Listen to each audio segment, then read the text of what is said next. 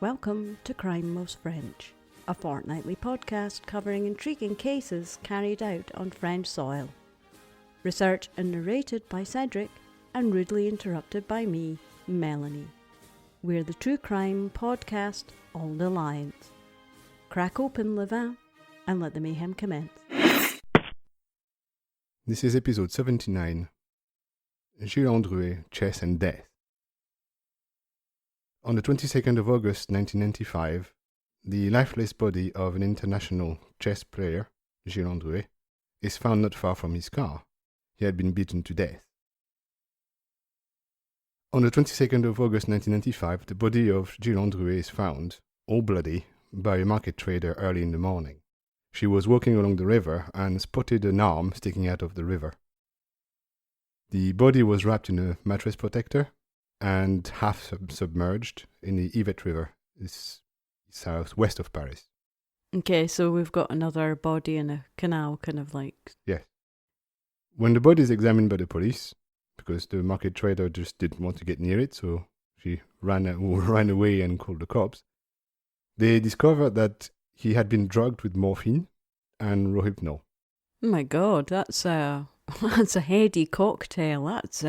That feels like a bit overkill. Yeah, he had also been beaten to death with a baseball bat or a metal pole, according to the doctor. That's a long and brutal death. Yes, it broke a lot of bones. Oh no, poor guy. And there are also signs that he tried to defend himself. There's defensive wounds on the arms and hands. So and we stuff. Can rule out suicide at that point. Right. Well, you tend not to beat yourself to death. No. I mean, I guess the closest that you could get to that would be actually physically throwing yourself off of a cliff and... Yeah, or a car accident, but yeah, that was in the river and there was nothing nearby, so no. His car has been abandoned a few kilometers away. There's many bloodstains inside the car. And the police think that Gilles wasn't killed where he was found. He was killed somewhere else, driven in his car, and then dumped in the river. Oh, yeah, because, I mean, presumably... you can't get very good swings in a car. No. But they could have taken him to the river and killed him there. But that I guess. They don't think that's what happened. No, I mean, there still would have been a lot of blood at the site if... Yes. And there would have been no reason for blood in the car. Especially, I mean, if it was a metal Yes. thing. I mean, that would have broken the skin very easily. Ugh. Yeah. Gilles was the son of Jean-Claude Andruet, who was a rally driver in the 80s. You won't have heard of him, but he was pretty good. So, presumably, he kind of was brought up in the spotlight then. He probably used to... I don't know how much spotlight you can have being a chess player, but... No, because he wasn't really in the spotlight because his dad was, but his dad was really living away.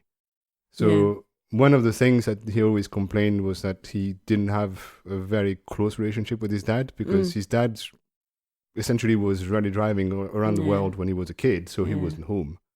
So he really wasn't that famous. He wasn't really known for anything until he went to school in Wilgrand, which is probably the most prestigious civilian high school, and I guess there's no equivalent in the UK or in the US, but prep school in France.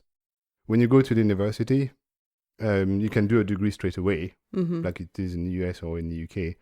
But you can also go to what's called a prep school, when you do 2 years of very intensive math, physics, usually, sometimes chemistry. And then you rejoin the university cycle at the end. Americans have prep schools, but I don't know exactly how they fit in. It's not something you have in the UK. Yeah. So anyway, so he went to Wilgrand, which is the most famous one, and he wasn't good at school. Obviously, he wasn't that interested. And he was often found, for example, instead of being in class, he would be at a bar nearby playing the piano, for example. Right, okay. On his baccalaureate exams, at one of them, most of the exams are 4 hours long. He turned up after 3 hours and finished within an hour and still passed. Wow. He missed entire semesters of whatever he wasn't interested in. So anyway, school wasn't really for him.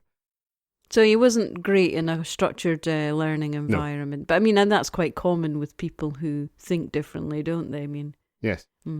So it all changed one day when he discovered chess, because he didn't know chess as a kid. Okay. He discovered chess when he was a teenager, 16, I think. Right.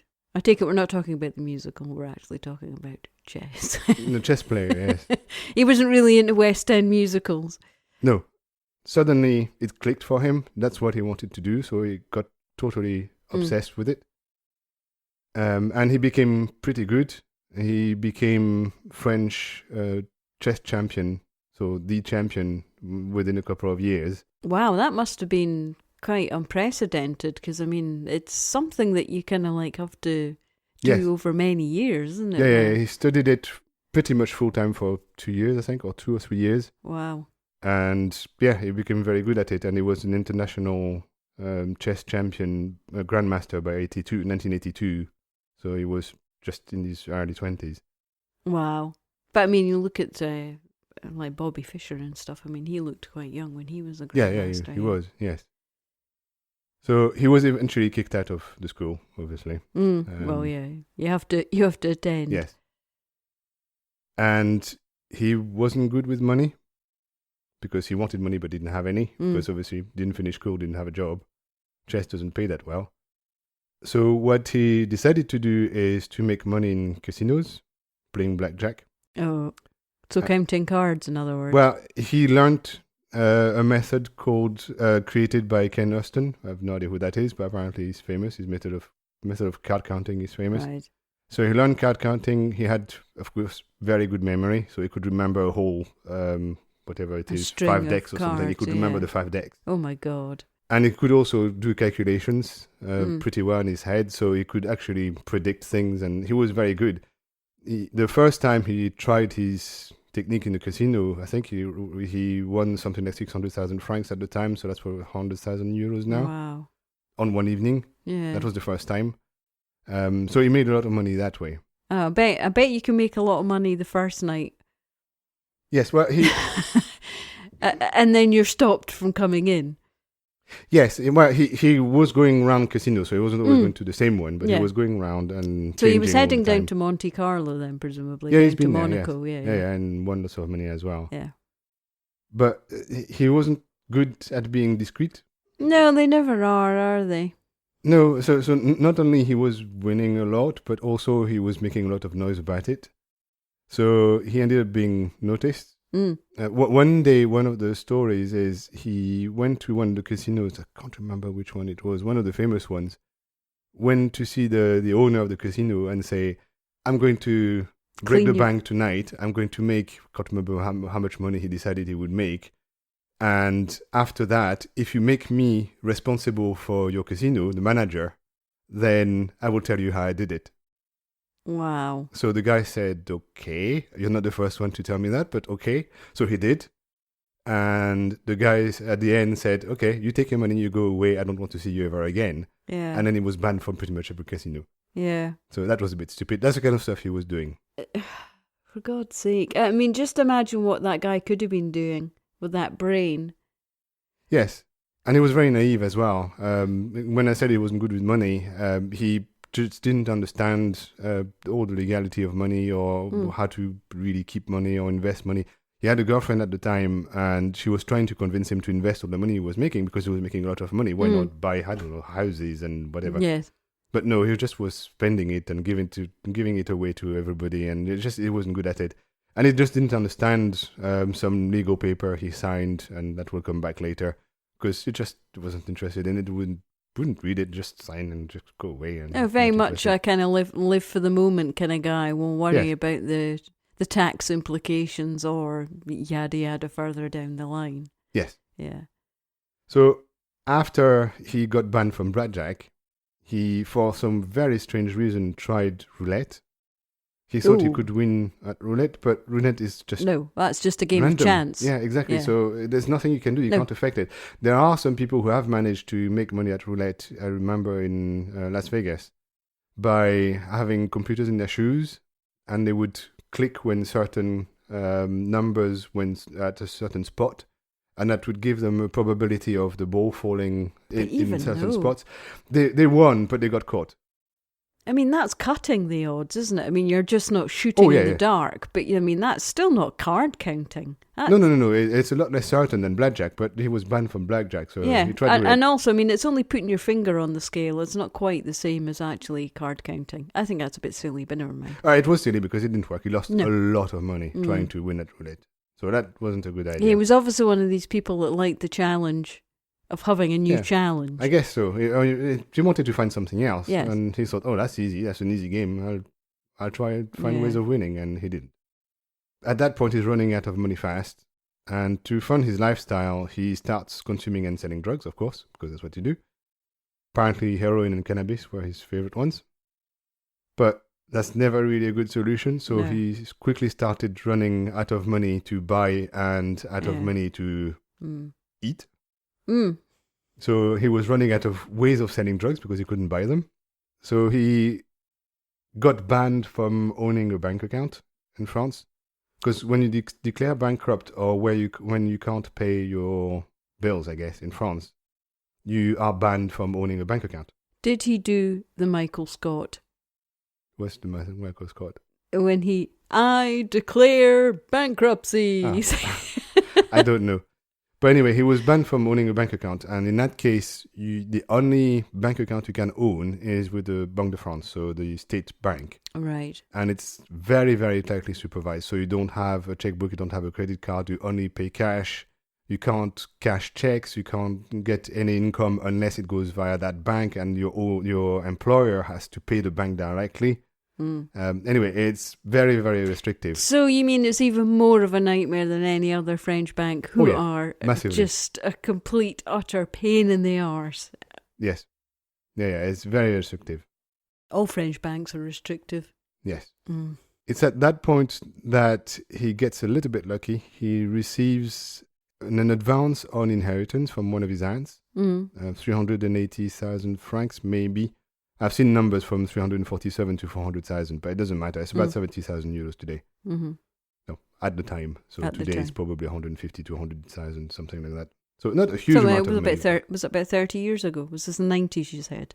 Yeah, that would be mid-90s. So it would be something like 150 to 200,000 euros today, I would think. So it's not a massive amount, but given that he had zero, to him it was a way to start again. We have, we're okay off. If somebody gave me 1 to 200,000, I would say I would be happy to have that. Oh yeah. So problem is, because he's not allowed to have a bank account, he's not allowed to cash checks. So he can't cash the check from the notaire. So he can't get the money.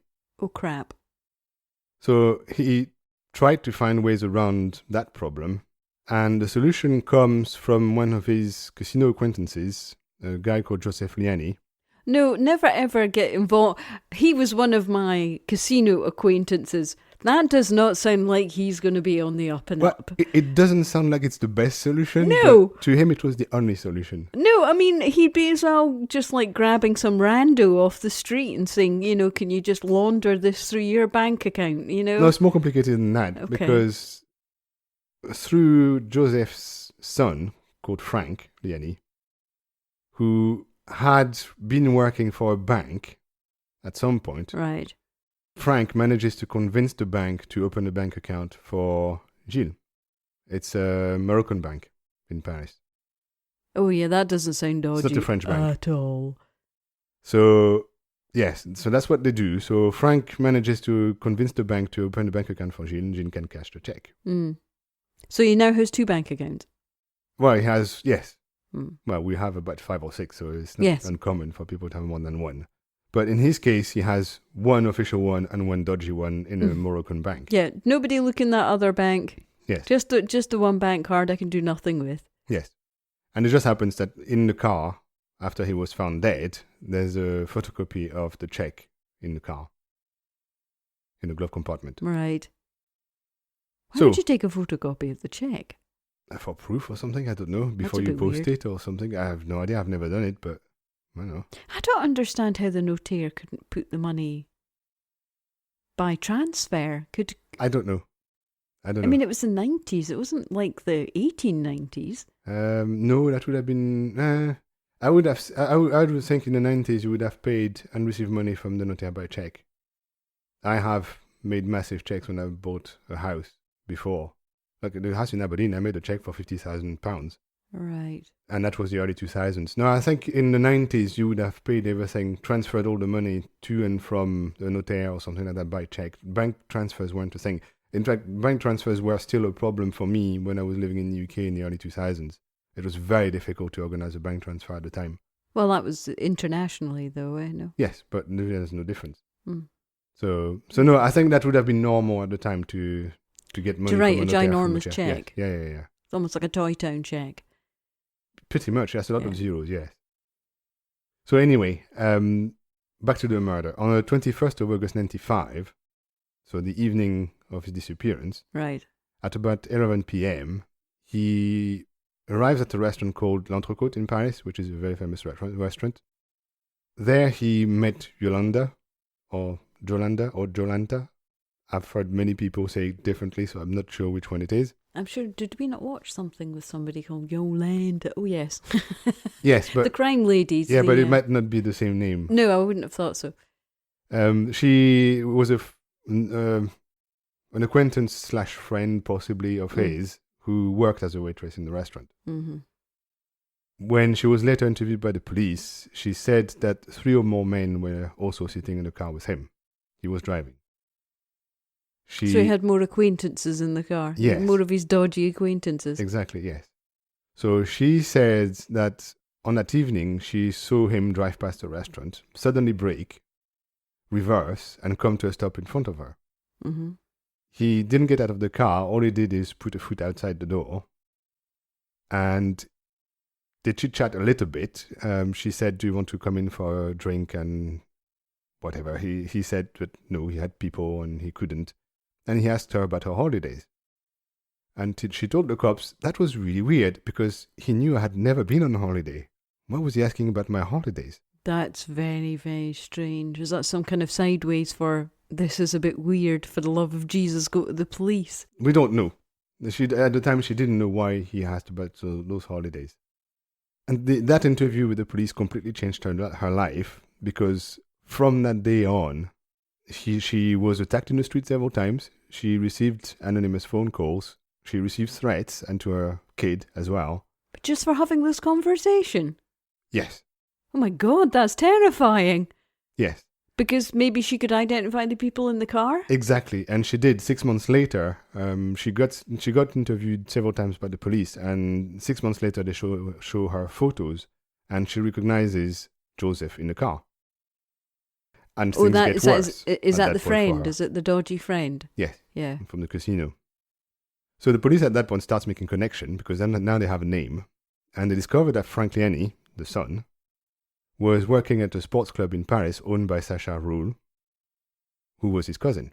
Okay. So the son of Joseph's sister. There, a waiter called Loïc Simon, and I remember that name strangely. When I got to that point in the story, I remembered that name. So I don't remember the story, but I remember the name, so it must have been in the news a lot. So Loïc Simon had been heard complaining at the club that he only received 30,000 francs out of the 50,000 he was promised to beat to death a chess player who owed money to the Lianis. Wow. Sacha Roule's mother is famous because she was Johnny Hallyday's financier. Oh, right, okay. And she made her fortune, she had a lot of money, by managing to get a monopoly on the small Eiffel towers that are sold at the bottom of the Eiffel Tower. Oh, right, okay. She owned that. Right. So she was making a lot of money that way.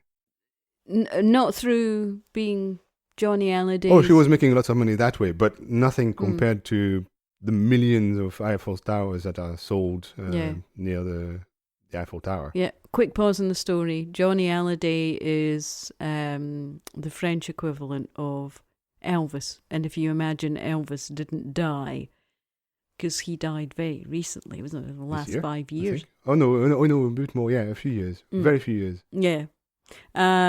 Just massive. I mean, if you're a boomer in French, and a lady. You probably loved Johnny Hallyday. I don't know if your mum was a fan. Oh, yeah, of course she was in the 60s. Yeah. He's been around since the early 60s. Yeah.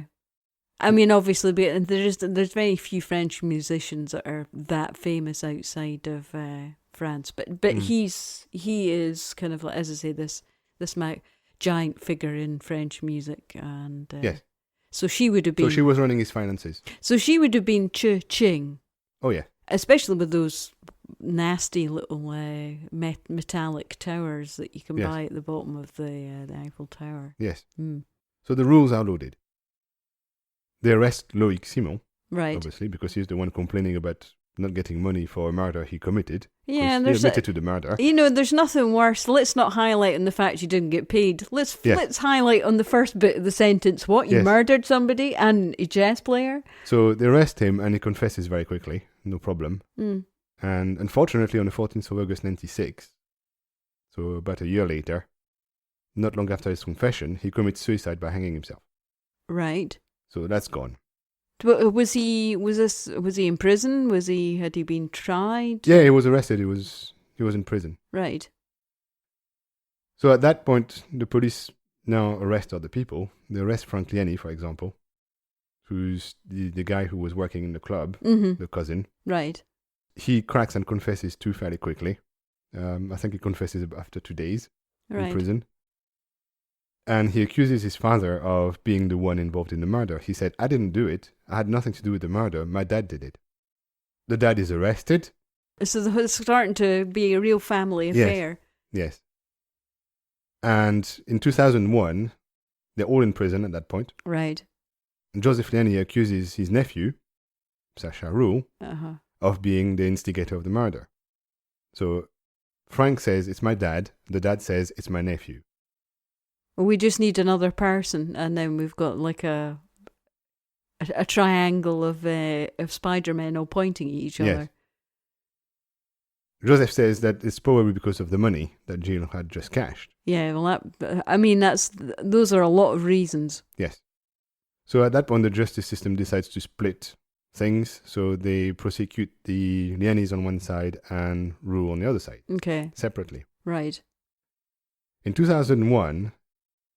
it's also when there's a new judge appointed for the case, because at that point it's not going very far. It's 6 years after the murder, and they still really don't have anything to do. And to me, it seems kind of crazy that somebody who was shooting his mouth off for actually doing the crime was sitting in prison, not having been tried, and hung himself. Well, he was awaiting trial. They were trying to collect evidence. The problem is, it's not because somebody said, I committed a crime, that you can prosecute them and send them to prison. You need proof, and they didn't have the proof. But that came in 2001 when a new judge decided to start over. Right. And had some evidence reanalyzed for DNA, which of course in 95 was a bit dodgy. So they didn't do it in 95, so they do it in 2001. Even then, it's better, but not as good as advanced as it is now. Yes, and they found, I think, 4 hairs on the mattress protector. Right, that he was wrapped in. Yes, that he was wrapped in. And they're a match for an undetermined person in the Lieni family. Ah, right, okay. Because it's mitochondrial DNA, so it's transmitted by women. Yep. So if it's a man's DNA, you don't know which it is, because they could all have the same one. Yeah. So to look even more guilty, by the way, on the 25th of August 95, and that's one of the things that triggered his arrest, Frank Lieni emptied Gilles' bank account. Oh, yeah, that's... Yes.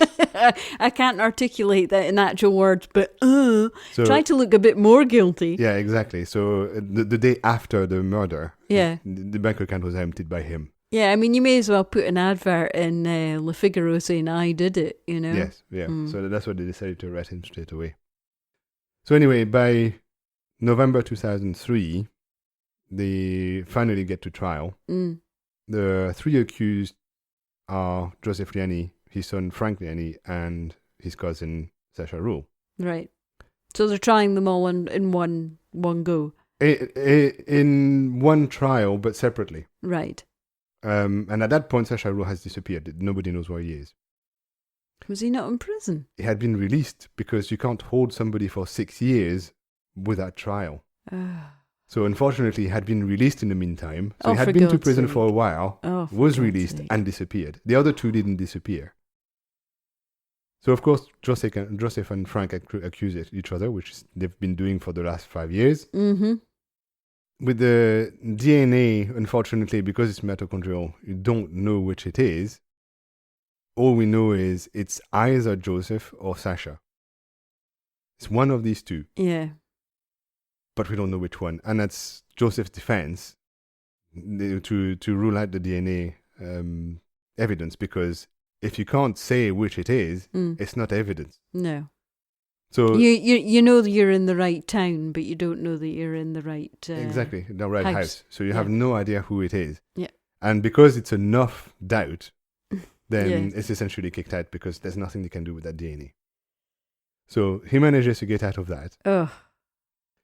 How convenient. Yolanda testifies, and she recounts the way Gilles stopped and talked to her, and how she was confused about the holiday thing. And during the trial, she says, a while later, I wondered, did he try to tell me something that I didn't get at the time? And that's probably what he was trying to do. He was probably trying to attract that attention for some reason, but why talk to a waitress? It's not exactly the right person to talk to for that.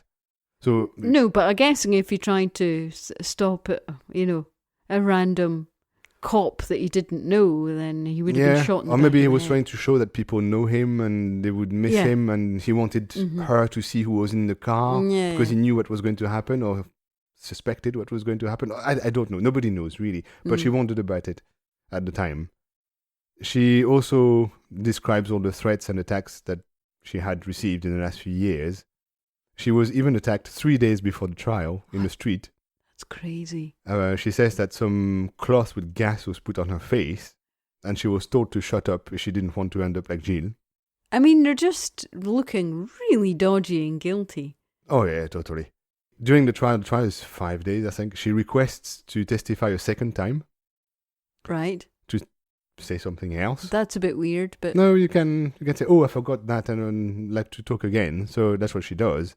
But on the day she's supposed to come back to testify in court, she's attacked again and ends up in a coma in hospital. Oh my God.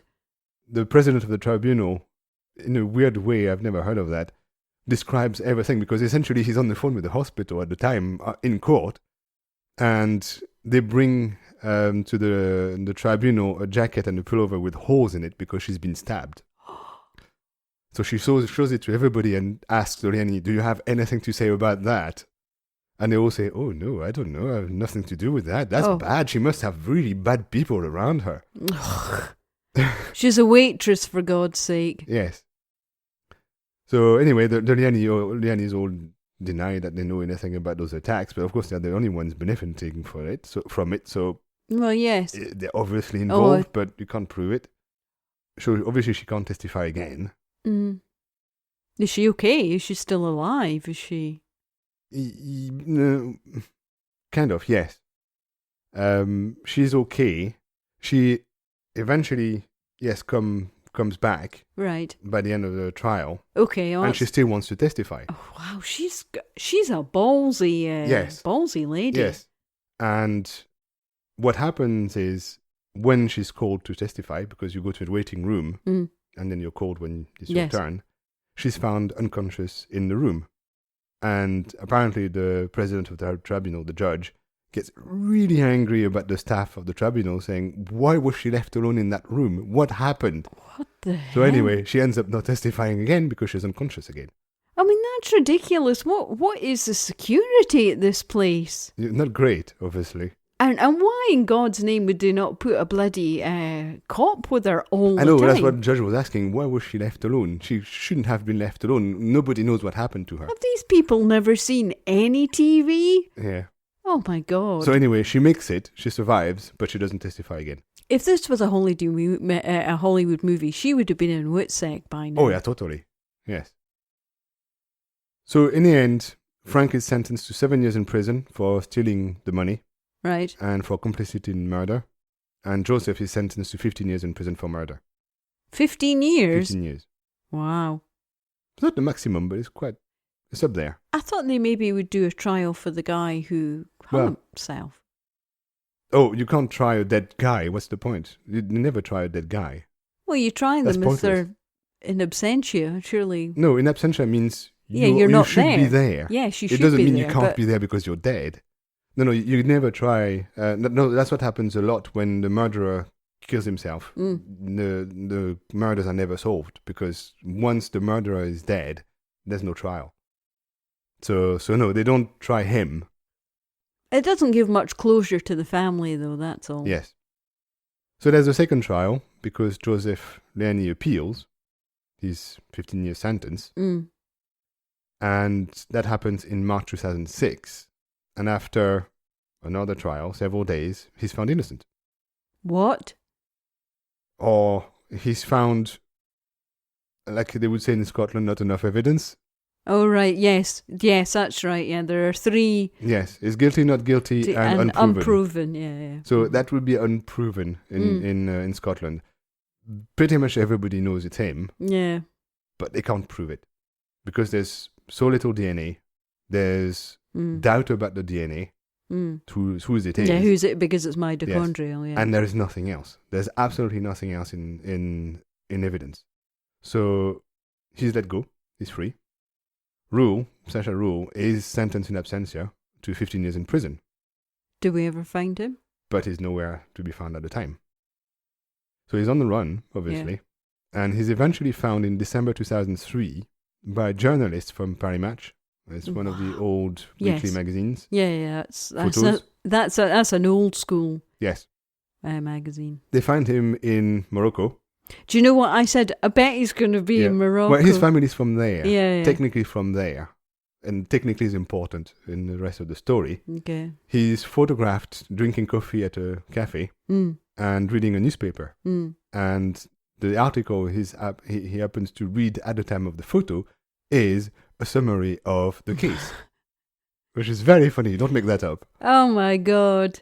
So somebody has no, that's when they found him. It's annoying when they found him. There must have been an article at the time for some reason, and that's the article he's actually reading. Just in the what photo. Would have been good would have been if somebody had actually got a picture of it. That would have been just magnificent. But there is a picture of it. Is there? Yeah, Oh, it right. was published in Paris Match. Ah, right. Okay. There is a photo of him reading an article about himself. The ego. Yes. So he's extradited in France in 2010 after years of negotiation, 7 years of negotiation. Because there's a lot of confusion about first his nationality. Is he French? Is he Moroccan? Right. A long time nobody knows. Right. Can they not find his birth certificate? It's not that easy. When you don't necessarily know. Let me continue the story. Right. You'll see where it's going. Okay. The problem is his family is technically from Morocco. Right. That makes him technically Moroccan. Right. They were all born in Morocco. Right. However, in 1957, when Morocco got independence, everybody in Morocco was given the choice, do you want to be French, do you want to be Moroccan? Right. Okay. His family opted to be French. Okay. So technically speaking, his family they were all born in Morocco. Right. But they switched to French nationality in 1957. Right. Which makes him French. Yes. And in 1995, when he was arrested for something else, he declared being French. Right. And he showed a French passport. Okay. Which didn't exist anymore at the time in 2010. So that's how the French government argued to the Moroccan government that this guy is not Moroccan. This guy is French. So give us some now. Yes. Mm-hmm. And eventually that's what happens. So in 2010... You can't have both feet in... Well, his argument at the time was that he had dual nationality. But he couldn't prove the Moroccan nationality. That's the problem.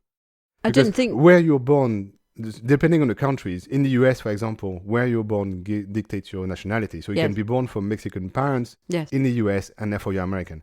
That's not the way it works in France. In France, you're French if your parents are French. Mm-hmm. It doesn't matter if you're born in Germany, you are French. If you're born in Germany, you might be given German nationality because the Germans have the dual system. In Germany, you can, as far as I remember, you can be German because your parents are German or because you're born in Germany. Right. Whereas in France, it's not the case. You can be born For example, when I was at school, a lot of the kids at school were born in Vietnam because it was the late 70s. And after the fall of Saigon, a lot of them emigrated to France. And when they got to 18, they were given the same choice. Do you want to be French or do you want to be Vietnamese? Yeah. Because it doesn't matter where you're born. What's important is your parents. Yes. And because their parents were technically French at the time, when they lived in Vietnam, they kind of were French, kind of. Yeah. So they were given the choice. And that's the same for Morocco. When Morocco got independence, they were given the choice. But because his parents decided to be French, that made him French. And he tried to argue for years that he had dual nationality, but couldn't prove it. And Morocco didn't have paperwork for it. They just couldn't prove it either. No. So in the end, it was decided he's clearly not Moroccan, and therefore he can be extradited to France. Because normally countries don't extradite their citizens to other countries. No. Except a few exceptions. So anyway, he ends up in France in 2010. And he has another trial, obviously. Because he's there this time. Because this time he's there. It takes place in 2014. Wow, that's almost 20 years. Yes, that's 4 years after he's back. But obviously they started again, everything. And he's declared innocent. Okay. Again, the judge decided that there was no irrefutable proof that he was the murderer. So just not enough they couldn't evidence. send him to jail for anything. Right. There was just enough plausible doubt that they couldn't do anything. So he's freed. That's crazy. So after 20 years, several trials, nobody's guilty of Gilles' murder. And that's the end of the story, because that was 2014. There hasn't been anything since 2015 in that story. So nobody's going to be held accountable for this? Nope. Crazy kind of like chess savant genius. And nope. And probably never likely will be then. Most likely, yes, unless some evidence is found somewhere. I guess there could be more DNA testing, but it's very hard to get it. Yeah. It's the same as in the US. You have to provide new evidence. You can't just say, there's new technology. Do you know what? We're far enough away from this case. Let's have another look at it. That doesn't work that way. So you have to find something new, and which is fair enough. There's just nothing at the moment. But it just feels so shady. Oh, yeah. Everybody knows that Natasha and Joseph are the murderers. Yeah. Well, at least commandeered the murder. Yes. And the guy who hung himself. Yeah, and Loïc Simon did the deeds. Yeah. He confessed to it, but you have to prove it. Yeah. And at the moment, nobody can. No. Well, that's a very sad case. I always hate when there's... I mean, that's the way life is, isn't it? It's not always tied up in a bow, but, Who'd have thought chess would have been that dangerous?